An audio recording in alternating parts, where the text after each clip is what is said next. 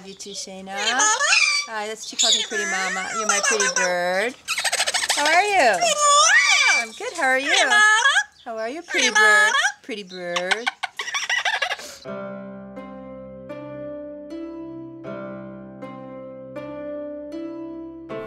At the end of the day, you never know if you're going to make that lift. I mean, every lift is a new lift.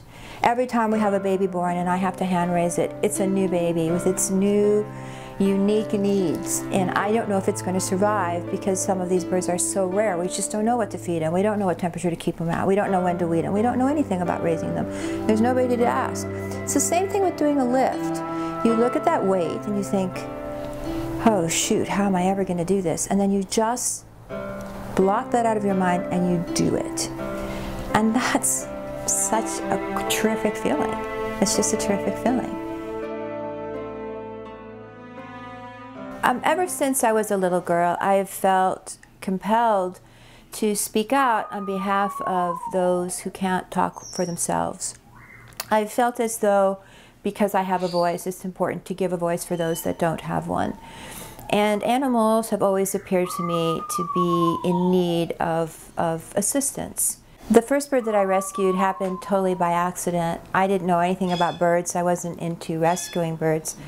But I passed a hurt bird by the side of the road on St. Lawrence Expressway, and it bothered me that the bird would lie there without anyone helping it.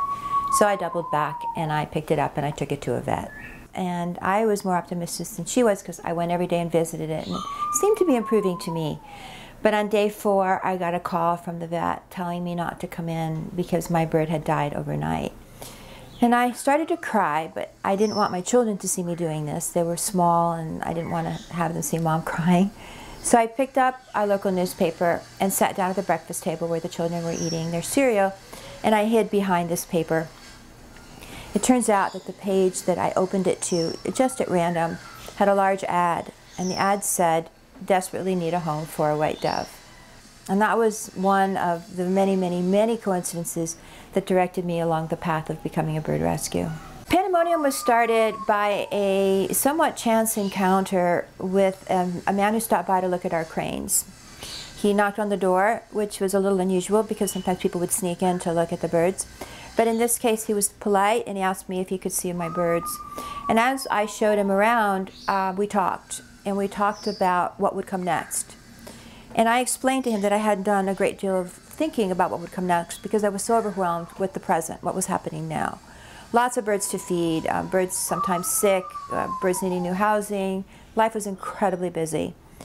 And so at the end of our conversation, he gave me a gift. And his gift was the use of a personal assistant to take care of whatever I needed her to take care of so that I would have the time to think about the future. And out of that time, when I was able to reflect and do some research, I realized that in order to protect the birds that I already had in my care, but not only that, birds in general, it would take a large community. That as one person, I could save only a few birds. But as a large community in the form of a nonprofit, I could save lots of birds. And the decision was made at that point to become formalized. So Pandemonium's goal has changed over time. In the beginning, our goal was to just save individual birds that needed aviaries. It now has become much more focused, and through a series of happenstances, we have ended up with some very unique and special birds that are endangered in the wild. These birds are from New Guinea, and there's very little conservation being done on site in New Guinea. And so Pandemonium's mission right now is to save 5 species of birds from possible extinction by having them in captivity, by breeding them, and at one point, when the land is safe for them, returning them to the wilds of New Guinea. A day in the life of Pandemonium starts very early in the morning.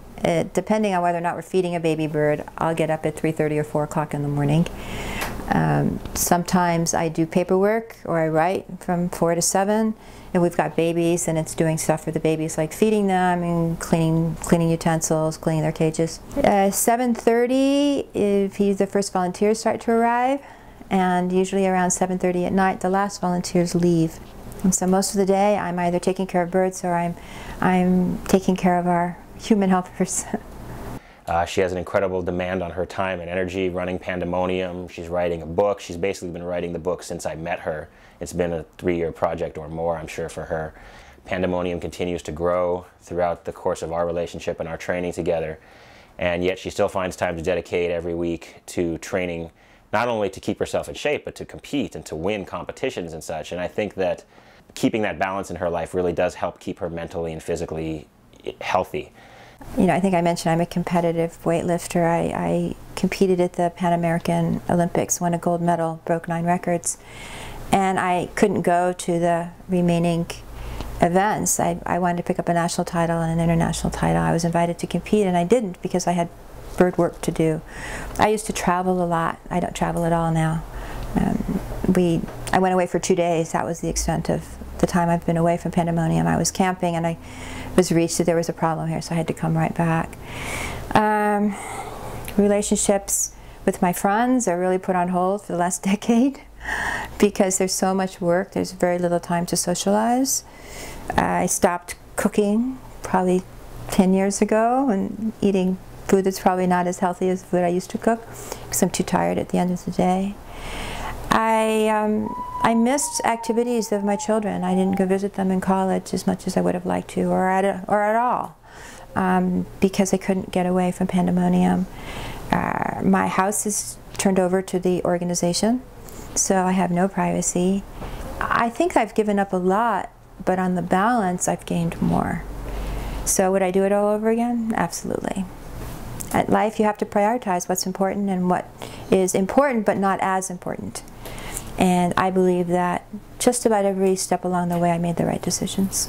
Her entire days are dedicated to keeping this place running. It takes hours just to feed the birds. It takes hours just to clean out all the different aviaries. And it's never a small job either because every single species has a different diet. Every single species has a different tolerance. If there are any birds that are sick, I mean, that's a whole new regime of medications and disinfectants. And then it's challenging because there are a lot of days where she's exhausted from her work at Pandemonium or working on the book or her family demands. And, you know, as a coach, you have to sort of keep that in balance. You learn when to push and when to pull back and let her sort of like, you know, have her moments of weakness, and when she's feeling good and feeling strong, you push a little harder and get a little bit more out of it. A few months ago, Michelle had some minor surgery. There was nothing major, but it did take literally a piece of muscle tissue out of her shoulder. And she was diligent through the whole thing. Like, again, I mean, her #1 quality as far as I can see in terms of the weightlifting and the way she's progressing with Pandemonium is her determination and tenacity. No matter what the obstacle, she finds a way to continue to work hard at it. Every time you add more weight to the bar, there is both a physical and mental obstacle to overcome. It is not a sport that comes without some amount of sort of daunting fear. I mean, it's always a little bit scary to throw a heavy weight up over your head and catch it. And I think that that's really good mental training for overcoming obstacles in life. You learn to face your fears head on and then grab them hard and sort of yank on them with all your might. And Michelle is really good at doing that, obviously. Taking on something as big as Pandemonium is a huge, you know, a huge weight to be lifting. And I think every time she conquers a new weight in the gym, it's sort of a mini exercise in conquering those same sort of obstacles in Pandemonium. As big weights present themselves, she gets really good at handling them and lifting them overhead. I don't think there's any point where she stopped thinking that we could save the species of birds that we're trying to save. And I think that's the most important thing, because once you lose the passion, you lose the drive, and that's never happened with Michelle. So every year when you've got these eggs laid and the possibility of the chicks, and when there's endangered species involved, you can't lose the hope. There's always the excitement of the possibility of bringing more birds in. So I don't think that's something that Michelle will ever lose. And I think it's really what ends up driving you in the end, because no matter how bad things are, I mean, you can't go downstairs and look at the baby bird and not be really excited and happy about it. There have been birds that I've lost that I still can't talk about them without crying, but we raised a Victoria Crown pigeon until he was 3 months old. And then through a mistake of a vet, he died. And, you know, it still tears me up, even though it was 2 years ago. You get very attached to these little babies. And we try not to bond with them, because these are babies that will eventually grow up to be adults that we hope to return to the wild. It's really hard not to. Well, we're already seeing what happens when species of birds become extinct, because it is happening, and it's predicted to continue to happen unless we do something dramatically different in our relationship to the natural world. What happens when the niche that birds occupy suddenly is left vacant? is that everything gets out of balance. Other animals suffer. The earth itself suffers. In general, I think we as people suffer because the integral whole really can only exist with each of its parts intact. And if only on a small basis you think about the backyard birds that used to be around all the time and in the last 10 years, just a mere 10 years, have disappeared, you get a sense of the silence that would happen if birds disappeared. I'm resolved to do whatever it takes. I think that it's unfair to ask that that I see the results in my lifetime. I just need to know that I've done everything that I can do. We don't really know a lot about how to care for these birds. And when they get sick, we don't know how to make them well. We don't even really know what to feed them. So sometimes you guess wrong, and that part is really heart-rending. You really have to trust that everything's going to be okay. You have to act even though you don't know what the right answer is. You have to give it everything you've got, plus stuff that you didn't think you had. And you have to do it in a way where if you fail, you pick yourself up and you just keep going.